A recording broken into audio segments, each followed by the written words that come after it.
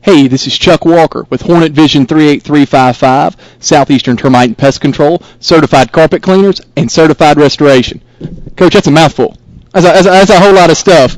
I'm here today for, I guess it's our third or fourth installment of the Coach's Corner. Hope you guys are enjoying this. You can follow everything that's happening in Medina on our YouTube channel, Hornet Vision 38355. We've got middle school games, high school games, major and minor tackle games, interviews with coaches, band directors, seniors, starting next week, mayors, everything. Everything that has to do with our little town, we've got it on that website. But we appreciate Coach Stedham taking some time out of what's been a busy day today, right? You guys have already had a pep rally? We have. It's been full. It's been a full day. Yeah, been a full day. Well, I can tell you this. It's homecoming is a big week, right?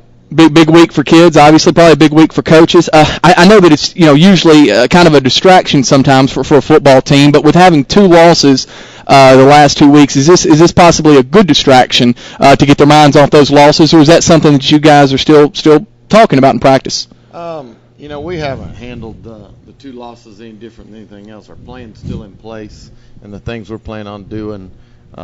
We feel like our program is built to handle wins and losses, and fortunately last year we didn't have any. Right. So it's kind of been new for us. But, homecoming is always a distraction if you allow it to be. And, right. The main thing we talk to our kids about is the only thing that makes, homecoming's neat for the student body and the band and the cheerleaders and the alumni coming back, but it's not any fun if you don't win. Well, that's probably right. Hey, yeah, I guess the same thing could probably be said just about every week, right?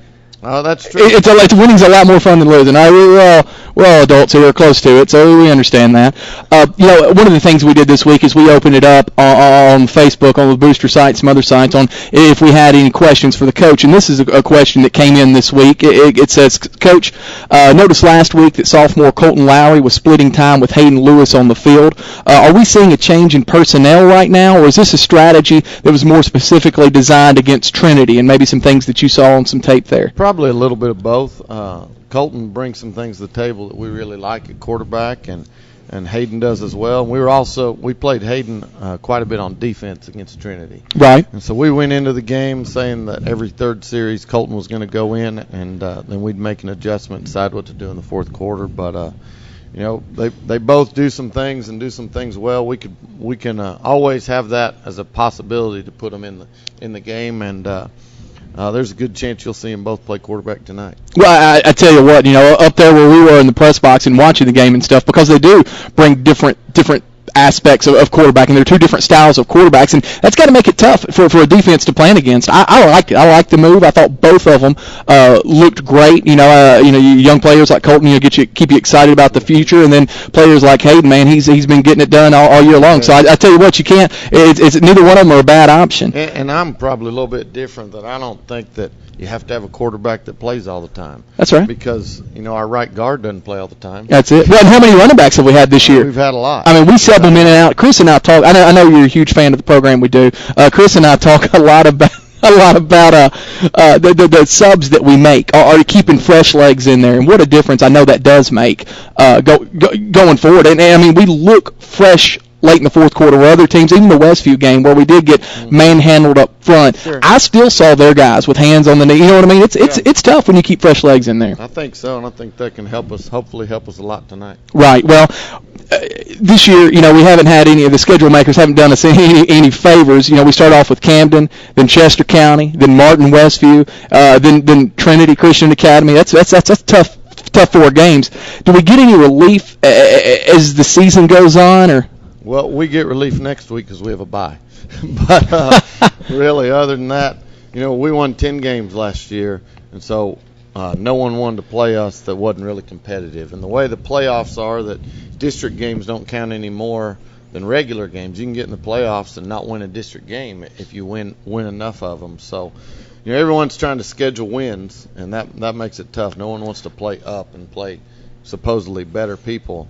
And so, no, it doesn't get any easier, but if we keep improving and keep doing things we've done in practice this week, we're going to have to show up every week, right, and play sure. well. And it's just kind of every week we play a good team, and now suit up and get ready to play another one. Well, I tell you, one of the things I noticed about last week, right? Every game you can take something away. You know, we love watching our Hornets play and our guys do their thing out there. But you know, I can remember something about a team that we've played every game this year. And a kid that stood out to me, and I may or may not be the only one, was Kyle Akins last week at quarterback. He looked really, really good and really comfortable in the pocket. And just from your opinion, is the high school game, is it shifting to more of a passing offense like that, or is he just like a once in a while talent that only comes along every so long, and it gives a coach a luxury to throw the ball as much as they do there? It's shifted some. This is my 20th year coaching high school, and you never saw shotgun like you do now 20 years ago.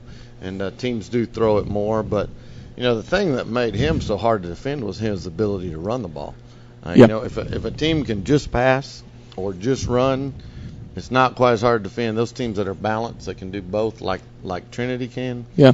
That makes it really difficult. And he's a special talent. He's only a junior. We're going to have to play him again next year. Yeah. And so, you know, I don't know if he's once in a lifetime or. I think we worded that as once in a long while. Once in a long while. Yeah. He's special.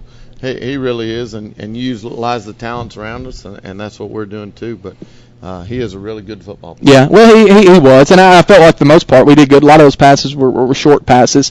This is another question that came off our Facebook page, off the Booster pages. Our kicking game this year has been spotty. You know, some kickoffs, some extra points. Is that something that's a concern yet, or is that something that usually gets better as games go along? Well, actually, we made all our extra points until the last two games. So, you know, against Westview, the goalposts are a little more narrow, and he'd probably made the kick against them because he barely missed a couple. And then against Trinity, just off. You know, it was one of those nights that you know, that he wasn't ready. So that's one thing. As far as the and hopefully he'll be better. And we have several kickers that can kick it through the goalposts that we're counting on. And you know, people don't know. You notice the kick, but you might not notice the snap. Could have been better, or the hold, or the protection, or whatever. Right. So that's right. It's all a team part of it. And then kickoff, we'd love to have a kid that can kick it 60 yards, because if you can kick the ball from the 40 into the opponent's end zone, then they have to start on the 20. You can't run the ball out of the end zone in high school. Yeah. And we just don't have that. Yeah. So we've got some different things, and really, you know, we haven't given up any so far. So far, we don't get them pinned back in deep, but as long as we don't give up much of a rush and get them as deep as we can. We definitely, when we played Chester County, weren't going to kick it to number 6. Yeah, no kidding, right? He was going to go to the house. So, yeah. You know, we continue to work on. We spend a lot of time on special teams, and we'll continue to try to improve it. And we're going to use what we got and keep getting them better. Well, I tell you, what do we need to do tonight against an Obion County team to get back on what I like to call the right side of 500? Get back above 500 tonight. What do we need to do tonight? What's our game plan? They're calling for rain tonight. I don't know if you've seen the forecast or not, but it's going to make our job a little bit harder. We're better when we're outside roaming with the people. I'll be honest with you. So if you want us to be by you tonight, if you're going to have a tent down there, we can, or otherwise we'll be up in the press box. But what do we need to do tonight to win? Well, the one thing, we can't let the elements be a part of it, and that's one reason we run a disciplined program, and we go out and we've been practicing in the heat and in the cold, and we've practiced when it's wet and dry and everything in between. So yesterday we had a ball that we kept in a bucket every time before the offense used it, and we hosed down all our quarterbacks and receivers and centers and running backs. So we feel like we're prepared for any kind of elements. The thing that worries you is lightning and tornadoes and things like that. Sure. As long as it's just rain, we're going to go play.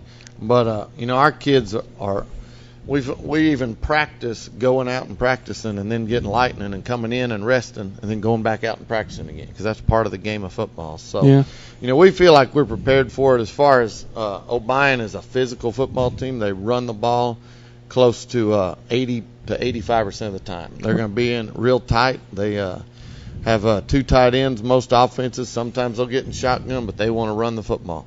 They have a running back that they move to quarterback when they go shotgun, kind of a wildcat formation that's really good.